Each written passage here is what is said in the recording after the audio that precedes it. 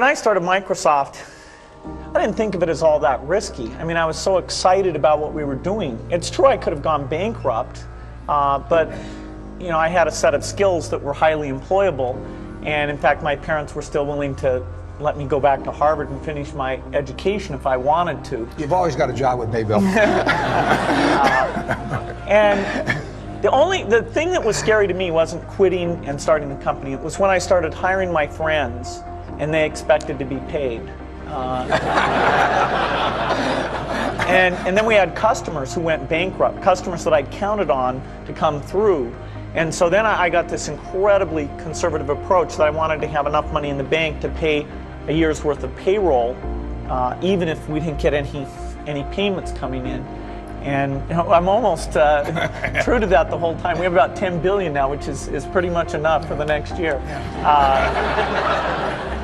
Anyway, you know, if you're going to start a company, it takes so much energy that it better overcome your feeling of risk. I don't think that you necessarily, if you're going to start a company, should do it at the start of your career. I think there's a lot to be said for working for a company, learning how they do things. You know, if you're young, it's hard to go lease premises. They made that hard for me. You couldn't rent a car when you were under 25 at the time, so I was always taking taxis to go see customers.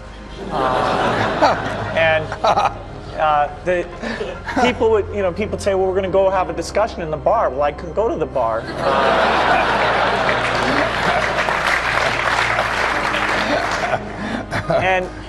But that's fun, because I'll tell you, when people are first skeptical and they think, oh, this kid doesn't know anything, then when you show them you've really got a good product and you know something, they actually tend to go overboard and they think, whoa, they know a lot.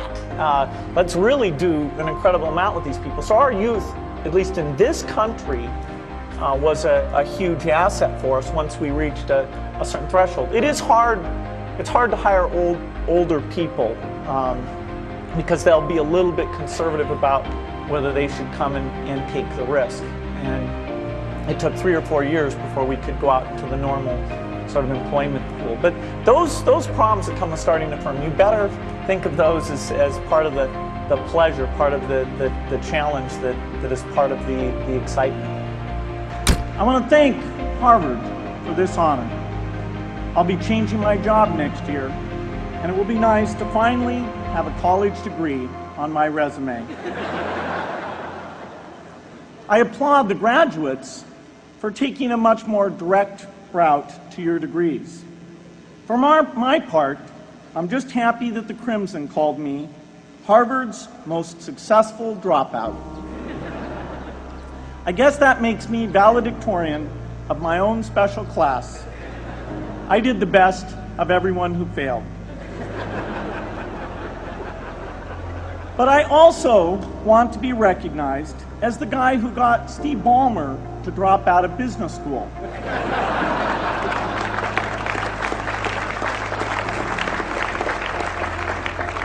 I'm a bad influence. That's why I was invited to speak at your graduation. If I'd spoken at your orientation, fewer of you might be here today. I'm in meetings a lot. My calendar gets very full with those, and then at night, after the kids have gone to bed, I'm on email a great deal. I get messages during the day. That's my chance to give long responses. And then over the weekend, I send a lot of mail as well. I take 2 weeks a year to just go off and read and think, where I'm not interrupted by work or anything else. I'm just solidly trying to think about the future, and people get to send me things to read as part of that so-called Think Week. So it's a nice mix of things. About 25% of the time then I'm out traveling around, meeting with customers, Europe, Asia, and that sort of helps me think, okay, do we have the right priorities? What are people responding well to, and what would they like to see us do better? Hello, I'm Bill Gates, Chairman of Microsoft. In this video, you're going to see the future, Windows. Microsoft first came up with the Windows concept back in 1983. And today, the leading software users have switched into the Windows environment. It's really incredible how quickly our powerful applications like Word and Excel and PowerPoint have been adopted. It's not just Microsoft applications. Even companies like WordPerfect and Lotus have now come out with Windows applications. And every week we see new innovative work. It's really attracting all the innovation in the industry. We predicted this a long time ago, and now it's the future. The key point there is you've got to enjoy what you do every day. And for me, that's working with very smart people. It's working on new problems. You know, every time we think, hey, we've had a little bit of success, we're pretty careful not to dwell on it too much because the bar gets raised. I love bridge. Bridge helps you think. It's a game you can play your entire life and keep getting better and better.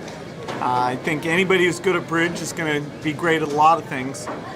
So I really encourage people to get involved, and I want to thank the people who've put things together for juniors. They'll be thanking you the rest of their life because bridge is such a great sport. I'd talk to my dad, I'd talk to Warren, I'd talk to my wife Melinda.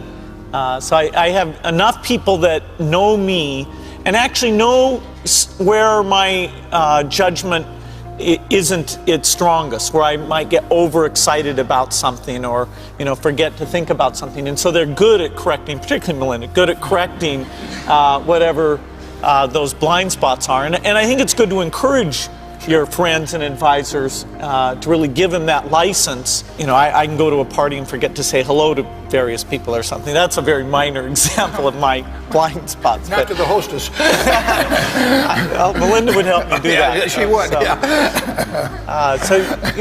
A small number of people that you can turn to on certain key things is a great asset. My best business decisions really have to do with picking people. Deciding to go into partnership with Paul Allen is probably at the top of the list. And then subsequently hiring a friend, Steve Ballmer.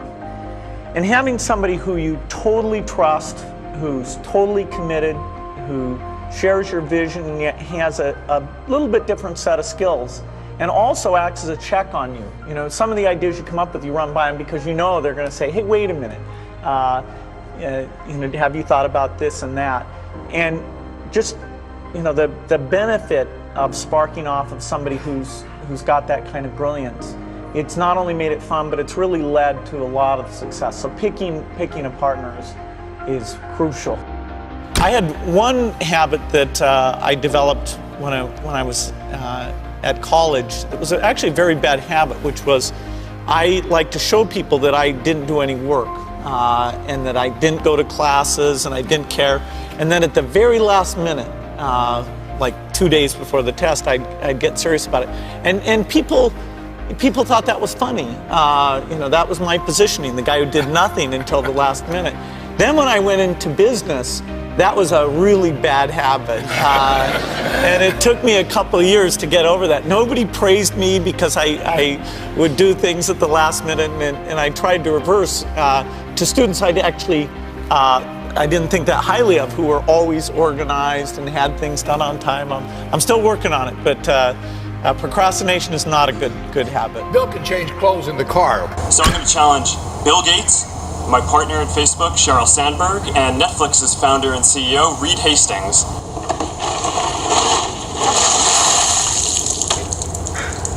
I'm glad to give to ALS. It's a great cause, but I want to accept this challenge. I want to do it better than it's been done. Been working on this, got this design. There we go. Yeah, it's gonna be great.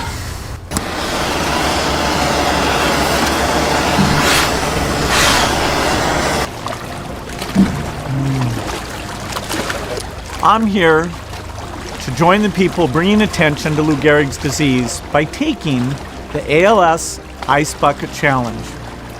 I'm going to challenge 3 more people: Elon Musk, Ryan Seacrest, and Chris Anderson of TED. Consider yourself challenged. You have 24 hours.